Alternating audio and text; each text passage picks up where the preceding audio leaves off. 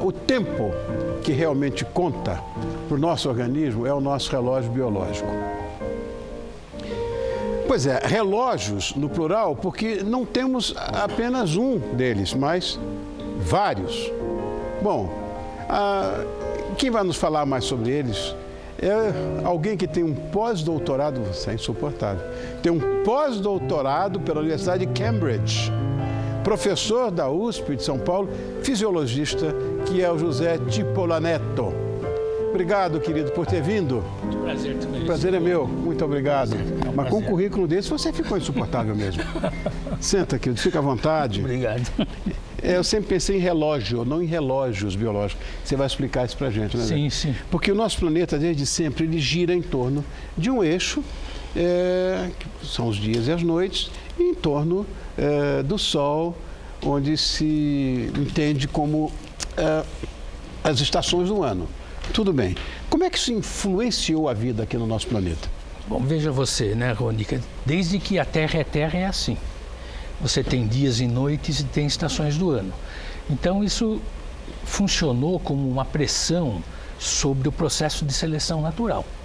Então, uma das características básicas do processo de seleção das espécies é a previsibilidade.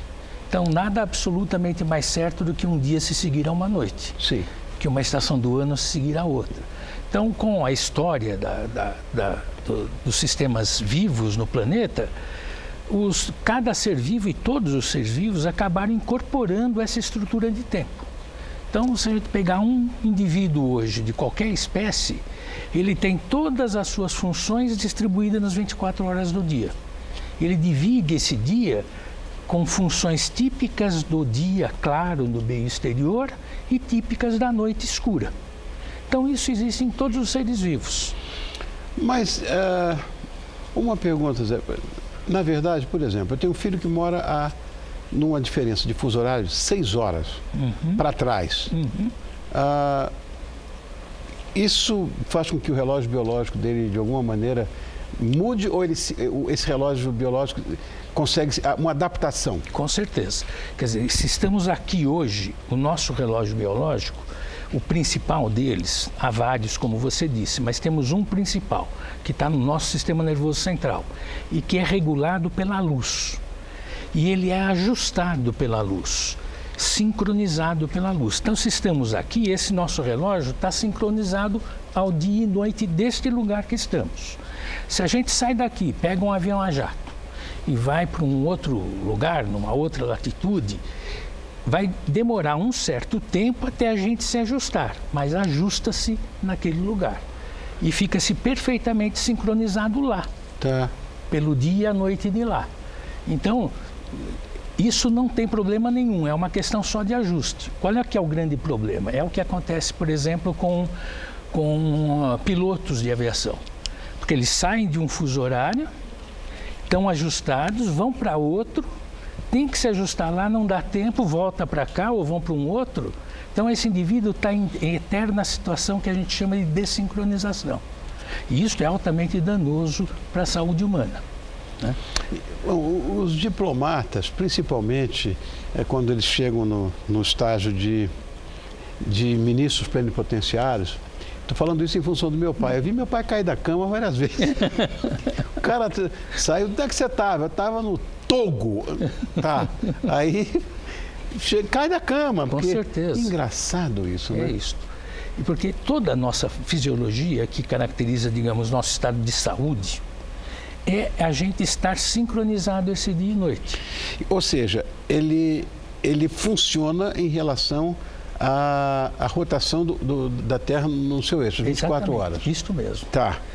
Agora, é verdade que isso que eu estava falando, que nós temos mais de um relógio biológico, né? Porque eu sempre ouvi falar de um relógio, agora tem vários horários para regular várias funções ou necessidades do nosso corpo. Quais são esses? Então, veja, quer dizer, digamos, o grande sincronizador dos nossos ritmos diários é a luz e age através de um desses relógios, que é aquele que fica no sistema nervoso central.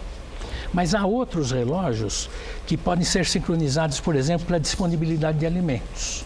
Então, a presença ou ausência de alimento pode sincronizar alguns dos nossos relógios. Por exemplo, algumas das nossas funções metabólicas, principalmente dependentes do fígado, depende do fato de a gente estar ingerindo ou não alimentação. Então, esse, digamos, é um segundo sincronizador importante deste segundo relógio biológico. São os dois mais importantes relógios que nós temos. Este que é regulado pela luz e um que é regulado pela disponibilidade de alimentos. E a nossa, digamos, o nosso estado de bem-estar, o nosso estado de saúde, a nossa boa relação com o meio ambiente, depende de uma sincronização precisa desses dois relógios. E cabe aí uma pergunta minha. E a história de dormir e acordar, não é um outro reloginho, não? Então, em princípio, o dormir e acordar é sincronizado pela luz, pelo claro e escuro ambiental. E veja que eu estou dizendo claro e escuro ambiental porque o planeta Terra sempre teve claro e escuro até o surgimento da luz artificial. Claro. Quer dizer, nós estamos falando de 4,5 bilhões de anos. A luz artificial tem 130 anos. Então, isso para a gente, quer dizer, isso que nós estamos tendo aqui é uma aberração do ponto de vista biológico. Sem dúvida. Porque era para estar escuro nesta noite. Mas, enfim, esse claro e escuro é quem se... Ainda mais para você que é darwinista como eu. Não é? Não é? É um fato. Esse é exatamente é isso que a gente vê. Quer dizer, a iluminação noturna, atualmente, é visto como um fator que afeta a saúde humana consideravelmente. Claro, e a evolução, que é o que nós estamos falando. Na verdade, algumas pessoas, eu vejo muito isso, né, são mais produtivas à noite.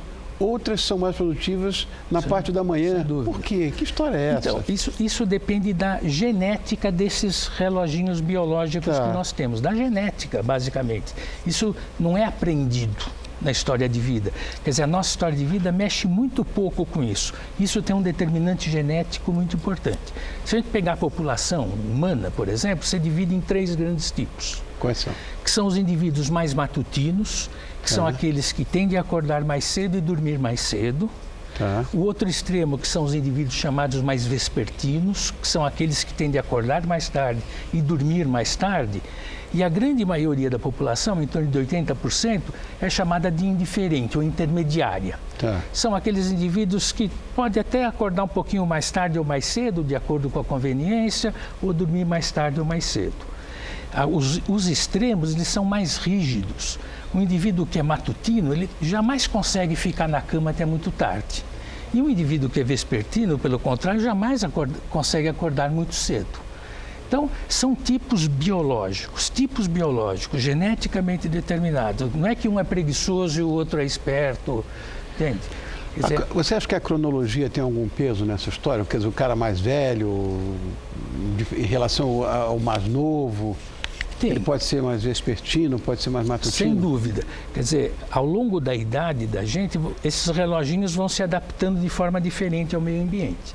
Então, você vai tendo o que a gente chama de um atraso de fase com a idade.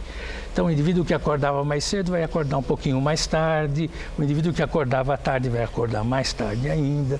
Então, isso acontece, é próprio, digamos, do envelhecimento do relógio biológico, né?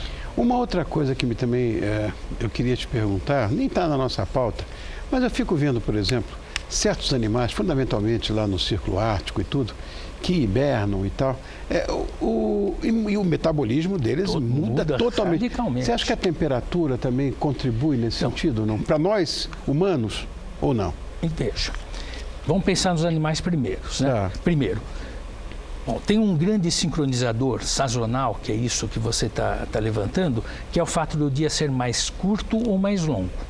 Então, quem marca para o nosso sistema nervoso, olha, está se aproximando o inverno e você vai ter que hibernar, é cada vez que a noite fica mais longa.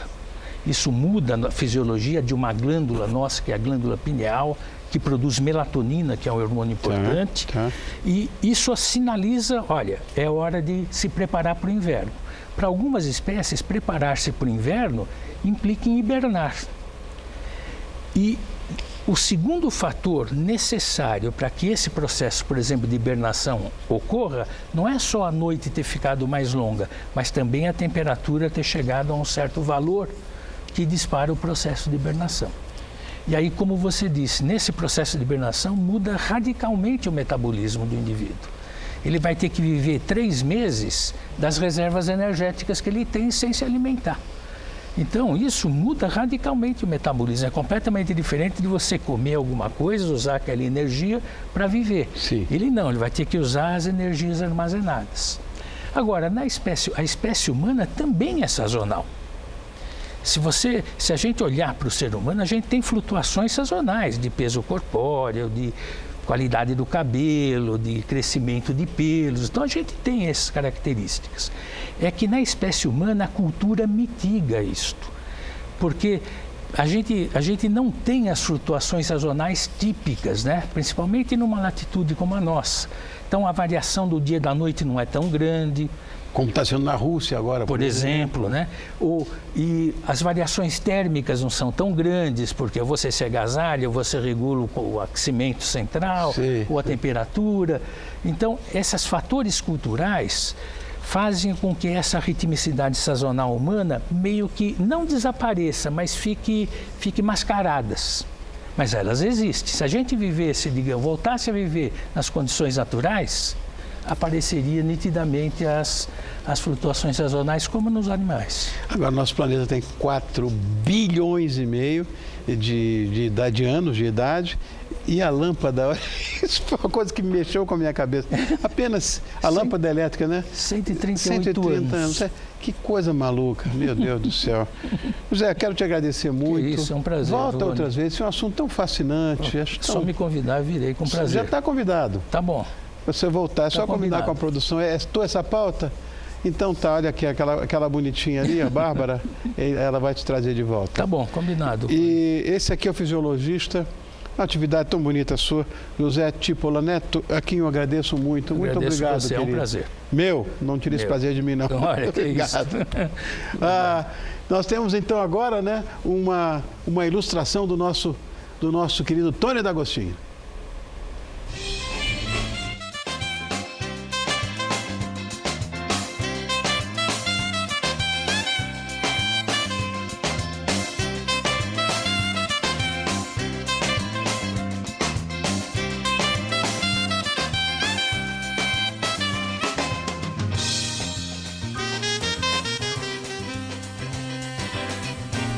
Você viu, não? O morcego com insônia não fica pendurado de cabeça para baixo. Muito legal. Olha, esse é o trabalho do cartunista Tony D'Agostinho. E para você conhecer melhor os seus desenhos, é só acessar o Facebook, que é facebook.com/arte de Tony D'Agostinho. Obrigado, bonitão. Muito legal.